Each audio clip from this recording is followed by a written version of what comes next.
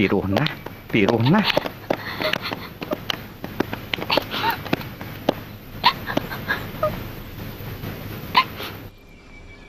ស្ដាប់ហើយពិតជាជក់ចិត្តមែនមិនតែប៉ុណ្ណោះដូចជាមានអត្ថន័យបង្កប់រឿងពិតនៅក្នុងបទចម្រៀងនេះតើមែនទេមែនទេលោកជាវាវាំងព្រឹកកណាថ្លៃពិសេសបទនេះខ្ញុំធ្លាប់ឮពីមុនមកទេស្ដាប់ទៅគួរឲ្យសំណោកណាស់ក្រាបទូល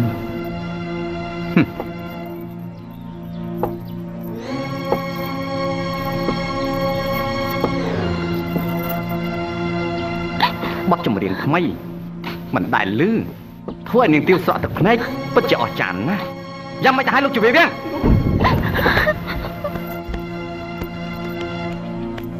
យ៉ាងម៉េចលោកជាវាវាំងពីរត់អត់ថាស្លាប់ហើយអូយព្រះពរម្ចាស់បទចម្រៀងថ្មីគួរឲ្យសំណោះសំណៅមែនទេទុំមែនទេប្រកាសណាថ្លៃពិសេស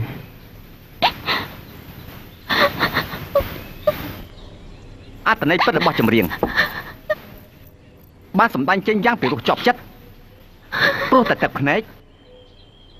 ដូចជាបាក់វាំងននបេះដូងឲ្យគេឯងឃើញប្រាប់ការពិតពីមកនាងទាវជាសង្សាររបស់ឯងមែនទេ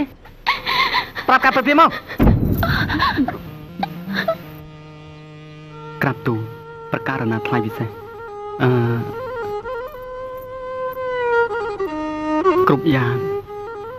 គឺជាការពិតទាំងអស់ដោយដែលព្រះអង្គទ្រង់ជ្រាបក្រាបទូលទាវគឺជាបេះដូងថ្លើមប្រមាត់របស់ទូព្រះបង្គំយើងទាំងពីរបានក្លាយជាស្វាមីភរិយានឹងគ្នាទាំងកាយនិងបេះដូងមិនថាជាតិនេះឬជាតិណាទូព្រះបង្គំបានស្បត់ស្បែកសច្ចានិងរួមរស់ជាមួយគ្នាលុះគ្រាអវសានក្រាបទូល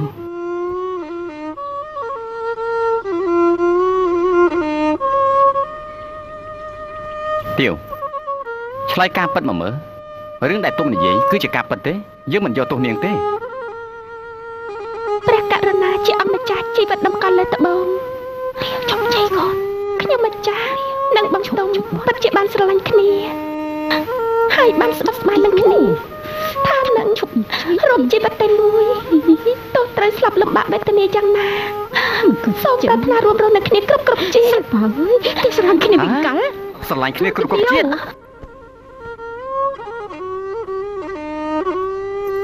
អញ្ចឹងទើបតាមត្រូវយើងមិនបំបាច់បំបាក់ស្នេហាពួកឯងទាំងពីរនាក់ទេមើលឯងនិងនាងទាវមានសេចក្តីក្លាហានហ៊ានសារភាពនៅស្នេហាពិតធ្វើឲ្យមនុស្សគ្រប់គ្នាបានយល់ពីតម្លៃនៃសេចក្តីស្នេហាបរិសុទ្ធយើងនឹងប្រទានមង្គលការដល់អ្នកទាំងពីរដើម្បីឲ្យស័ក្តិសមនឹងកិត្តិយសអ្នកទាំងពីរចូលម្នេះ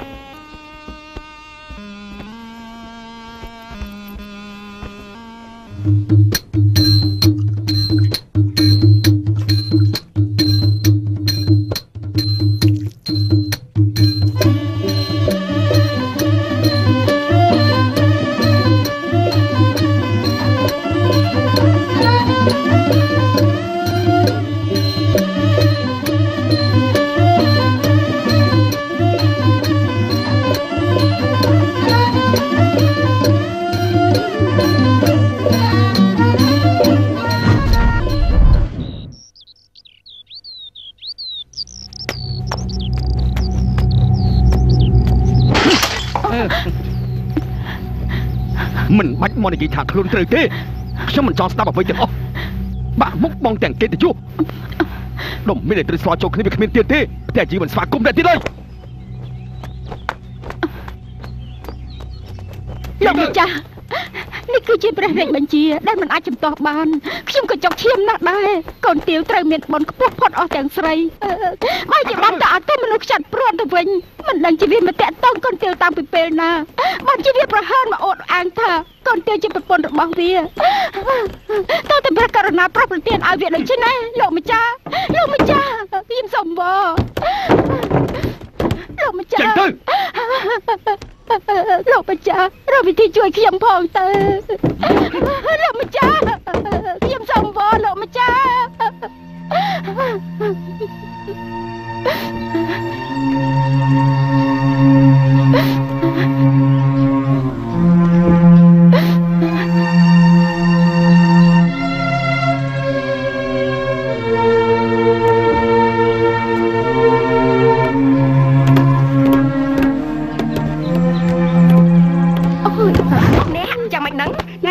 ឆ្លាំងកញ្ចុះហាចា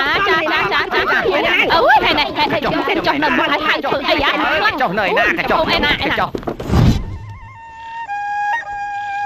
ចេញទៅក្នុងចា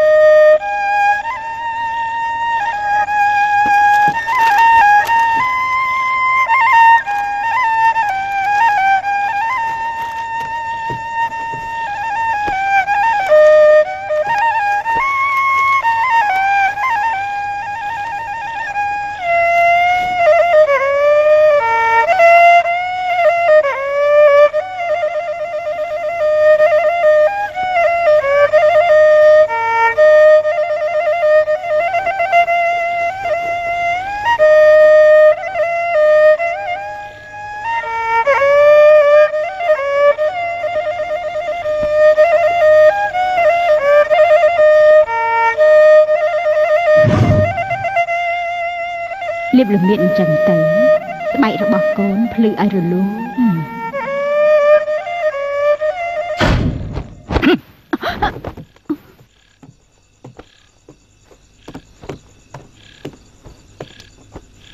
លោកអ៊ំកុំពិបាកចិត្តខ្លាំងពេកប្រយ័ត្នឈឺទៅពិបាកជាងនេះទៀតណាលោកអ៊ំ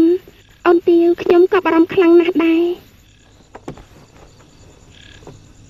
យើងត្រូវប្រើវិធីចុងក្រោយរបស់យើង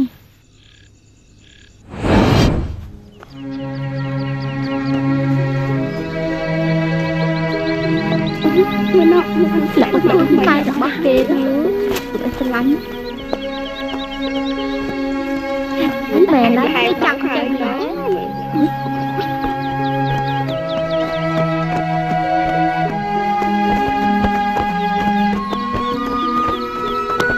ស្ត្រីមានរូបសម្ផស្សជាសម្បត្តិមានបុណ្យកុសលជាព្រេងវាសនារហូតក្លាយជាក្តីប្រាថ្នារបស់ព្រះរាជាដែលមានការច្រណែននន្ទាពីក្រមុំទូទៅតែព្រោះក្តីករណារបស់ព្រះអង្គដែលធ្វើឲ្យស្នេហាយើងសំតាមបំណងតែប្រៀបបីដូចជាយកផ្កាសួរមកប្រឡាក់ធូលីទៅវិញទេគ្មាននរណាម្នាក់ធ្លាប់បដិសេធក្តីស្រឡាញ់ដែលមានចំពោះមុខបានទេទាវមានក្តីសុខណាស់ដែលបានរស់ក្បែរបង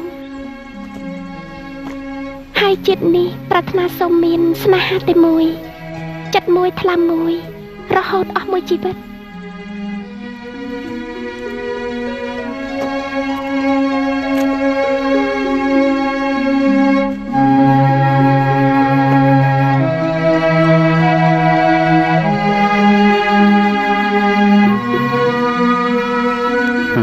បងគ្មានទ្រព្យសម្បត្តិអ្វីក្រៅពីទឹកចិត្តនិងបេះដូងរបស់បងដែលមានឲ្យទាវទេហើយនេះជាផ្កាដែលចេញពីទឹកចិត្តរបស់បងសូមប្រគល់ជូនដល់អ្នកដែលស្រឡាញ់អស់ពីបេះដូងរបស់បងលោកមើលឯង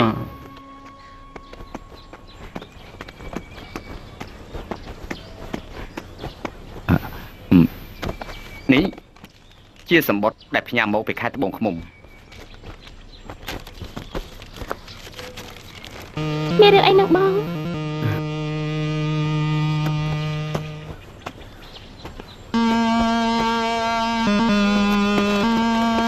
គិតធ្វើយ៉ាងម៉េចទៅបងណា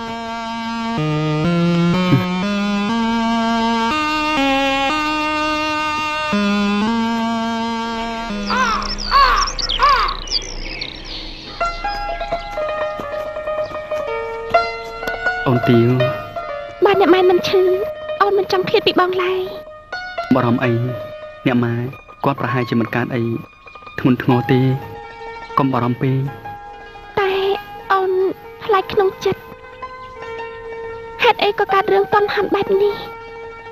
រឿងឈឺថ្កាត់ជារឿងធម្មតាមិនអាចដឹងមុនបានទេបងត្រូវមើលថែខ្លួនរបស់បងនិងរក្សាសុខភាពឲ្យបានល្អផងព្រោះអូនត្រូវឃ្លាតពីបងច្រើនថ្ងៃណាស់បានកុំបារម្ភណាអូនចាបងតុងអូនស្រឡាញ់បងណាស់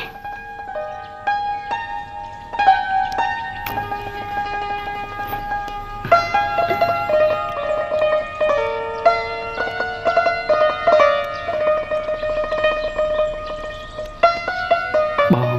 ស្រឡាញ់អូនច្រើនជាងអូនស្រឡាញ់បងទៅទៀន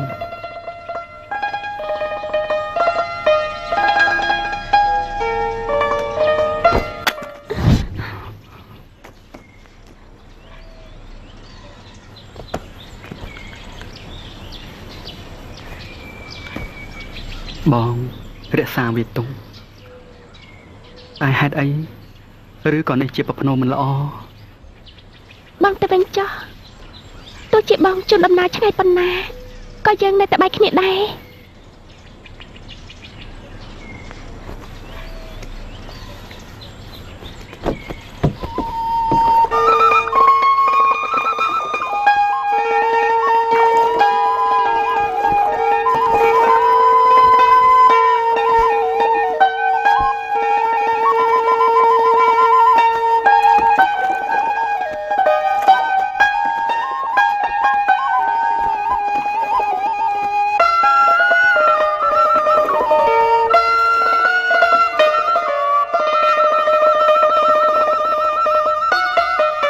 ចូលរួមកាហើយកូនកំមុំទើបមកដល់ផ្លែដល់ហើយនេះចុះ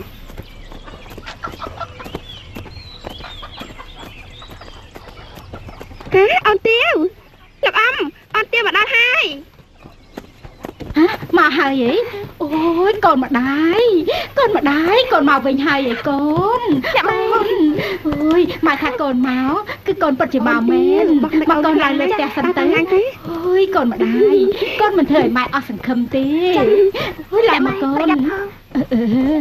អូក្មួយទាវមកដល់ល្មមមកគាត់អើយអ្នកចាស់ក្រោមសិនទៅណាទៅភាសាមុំនេះសិនទៅណាណែមើលរៀបចំសម្លៀកបំពាក់កូនកំមុំឲ្យឆាប់ឡើងណាកូនកំមុំហេតុអីកូនម៉ែធ្វើបាត់នេះ